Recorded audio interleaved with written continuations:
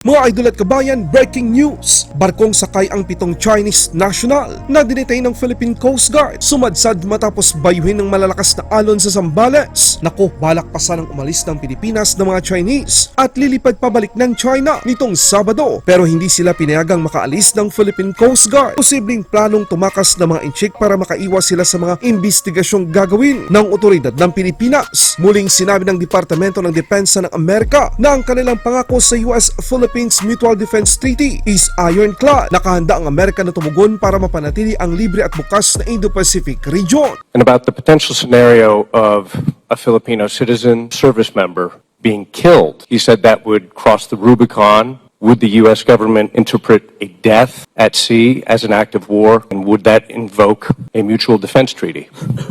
Let me begin by saying that our commitment to the Mutual Defense Treaty is ironclad. No questions, no exceptions. Ironclad. Dagdag pa dito, ang kapayapaan ng Amerika ay kapayapaan din ng buong Asya. Secretary of National Defense ng Amerika sinupalpal ang isang Chinese senior colonel ng People's Liberation Army. I respectfully disagree with your point that the expansion of NATO caused the Ukraine crisis. The Ukraine crisis was...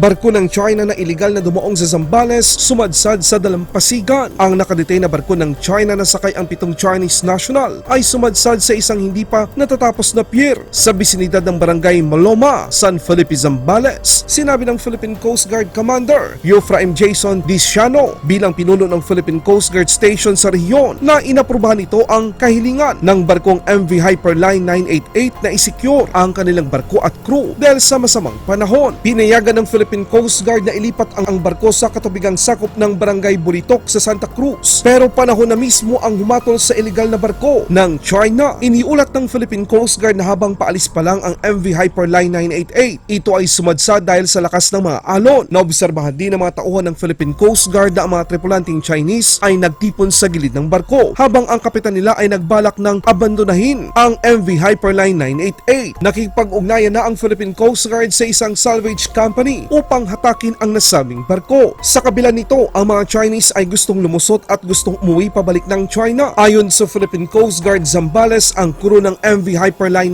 988 ay sinabi na sila ay lilipad na pauwi ng Guangzhou, China noong Sabado. Pero hindi ito pinayagan ng Philippine Coast Guard Commander. Dagdag pa ng Philippine Coast Guard na merong request mula sa cargo ship na MV Hyperline 988 na papalitan ng mga Pilipino ang mga Chinese crew. Pero hindi ito pinayagan ng mga otoridad ng Pilipinas ayon sa Philippine Coast Guard. Ayon sa Philippine Coast Guard, kanilang bineripika sa kumpanyang Sierra Leone kung talagang totoong merong request mula sa MV Hyperline 988 pero itinanggi ito ng nasabing kumpanya. Kita nyo na mga kabayan na ang mga Chinese talaga gagawin ang lahat para makalusot sa kanilang mga pananagutan. Muling sinabi ng Departamento ng Depensa ng Amerika na ang kanilang pangako sa US-Philippines Mutual Defense Treaty is ironclad. Nakahanda ang Amerika na tumugon para mapanatili ang libre at bukas na Indo-Pacific region. Thank you, Secretary Austin. Last night, the Philippine president was asked about the ongoing sparring going on in the South China Sea between the Philippines and China, and about the potential scenario of a Filipino citizen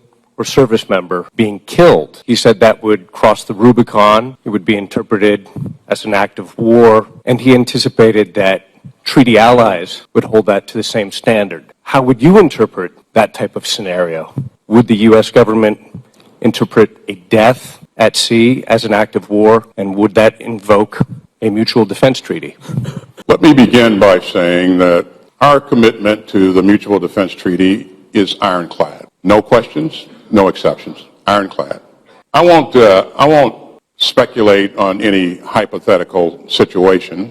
What I would say, though, is that what we are doing and what we continue to try to do is to make sure that that doesn't happen. And by increasing dialogue between major powers and making sure that countries are working together to promote freedom of the seas and freedom of the skies, that will narrow the possibility that this happens. There are a number of things that can happen at sea or in the air.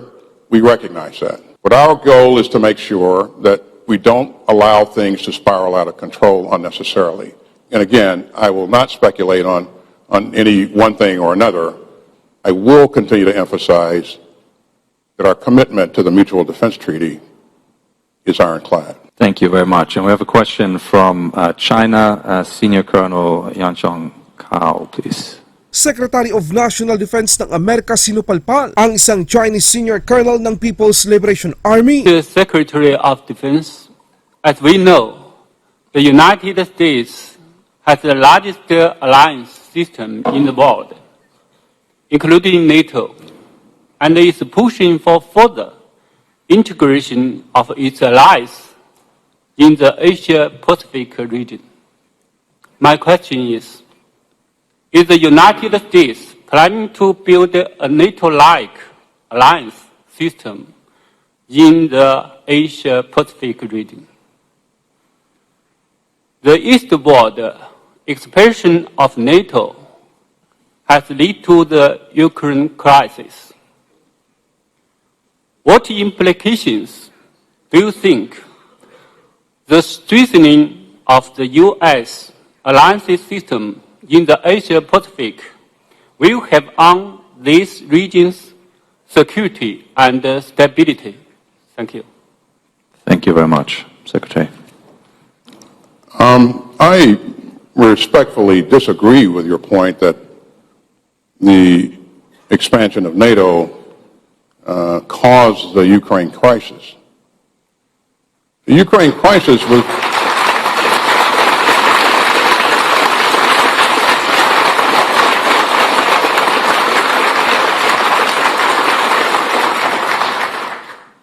Ukraine crisis obviously was caused because Mr. Putin made a decision to unlawfully invade his neighbor, who had an inferior military at that point in time. He assumed that he could very quickly roll over his neighbor and annex the country. That was 2+ years ago. He has not achieved any of his strategic objectives to this point.